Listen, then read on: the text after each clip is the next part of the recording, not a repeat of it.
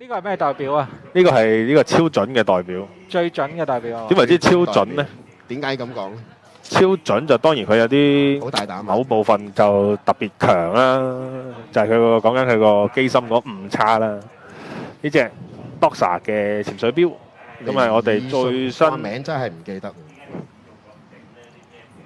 嘅 Chronometer 48mm 白色陶瓷圈，白色面，橙針。哇！又記得以前呢一隻錶呢，冇白色陶瓷圈嘅時候呢，真係次次留言都有人問，仲有冇白色？有白色一定買。亦都即係唔知算唔算係我哋帶起咗啦？真係出完唔知。我覺得絕對係啊！個個都揾，絕對係我覺得。48mm 天文台認證。428咧，好多客人咧，第一個反應咧就係、哇咁大！哇黐線嘅咩？係咪先？我成日都係咁講啊！你試下先啦，試下先講。阿清水先生成日都同我講，大錶你戴完之後你翻唔到轉頭嘅。其實係嘅，有一段時間我都係嘅，即係戴完大嘅咧，戴翻啲細嘅硬係唔聚財咁。就會覺得自己隻錶零舍細隻咁樣。跟住後尾又再進化咗。你呢隻唔係就係紅到連淘寶都有老翻嘅？使乜講？唔紅都唔翻啦，係嘛？仲要係翻咗個石英機芯出嚟。係話大佬進化呢啲真係方便，唔使教時間。唔係，仲要係爛嘅喎石英機芯。係陰公。你中意邊隻多啲嘅呢兩？我中意純白多啲。你中意純白？其實我都係，我自己都係。不如好簡單、好快速咁樣又講。即係你嗰個瑞士天文台認證係乜家科啊？究竟係乜家科？瑞士天文台認證咧，就係一個瑞士一個機構咧，就專門幫啲瑞士錶，瑞士一定係 Swiss Make 嘅生產嘅牌子咧，佢先可以去有呢個過到呢個得到呢個認證嘅。我攞出嚟先，係威啊！我哋夏天講一講啲潛水錶。佢最得意就係有真係呢一張證書咯，我都話咯，你買乜嘢瑞士錶都好啦，即係我覺得都甚少會有張咁嘅嘢俾你嘅。佢會喺有唔同嘅角度啦，咁又寫晒佢呢啲唔同嘅誤差啦、數目字啦、幾多秒啦。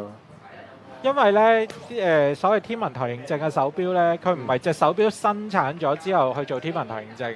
佢係成批機芯咧，去中咗去做認證之後咧，攞咗呢批認證咗嘅機芯咧，先至去嵌入錶嘅。冇錯。咁所以每一個 cert 係 relate to 嗰個機芯嘅。係 exactly 你呢一隻有晒 number 有晒成，一定係你呢一個機芯。係啦。跟呢一張 cert。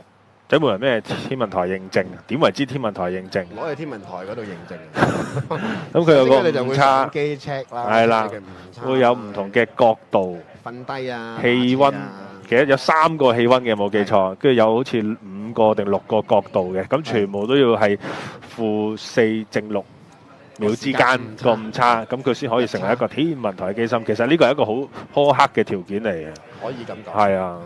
好麻煩嘅條件咯，冇乜機芯廠，即係冇乜手錶廠想麻煩自己。係啊。又要俾錢。又要俾錢啦，最緊要嗰下就係要俾錢啦。咁其實啊，我諗以前年代啦，呢啲價位嘅錶係絕對唔會咁樣做嘅，因為即係成本比較高啊嘛，又煩咧，又要成批嘢運過去，跟住先至做得錶。即係拖慢曬個生產進度。一嚟啦，最主要都係成本啦，講嚟講去都係。係一般牌子其實都唔會做呢啲嘢。好少嘅，好少嘅。你又要瑞士，更加冇可能。你又要瑞士做先可以，咁唔係所有，即係唔係話全世界要咁容易話淨係可以瑞士度做錶噶嘛？咁係啊。除咗佢天文台認證，咁呢隻 Doxa 咩？除咗天文台就梗係限量版啦。嗱，絕對唔係香港天文台啊！限量2000隻香港天文台啊，死得啦真係！我唔準你咁講。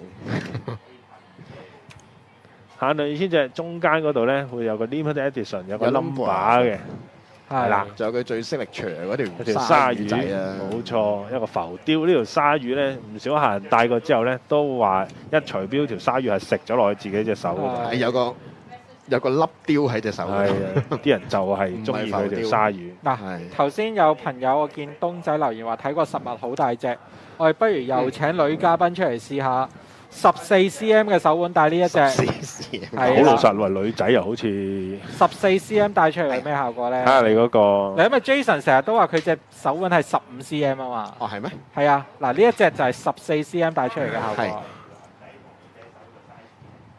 之前有隻白色 Doxa 係細啲係啊，但係嗰隻咧已經不復在啦。 14cm 就係咁啦。係我諗應該好少男士可以有得過呢個 size 啊。難啲咁多體脂嗰 part 要搞搞佢啊！好，我諗都要跌到10零先有咁瘦啊！要食多啲嘢，係你要食要增肥係係啊係啊。咁你我見帶咧？猶憐你帶我頭就先試過，我試呢只啦。頭先我試咗嗰只。其實講真，淨係天文台認證瑞士做瑞士牌子，我哋而家折咗呢個價錢係咩幾多錢有找啊？ 7000蚊有找。哇！嗌稀膠之餘，仲要好污糟喎！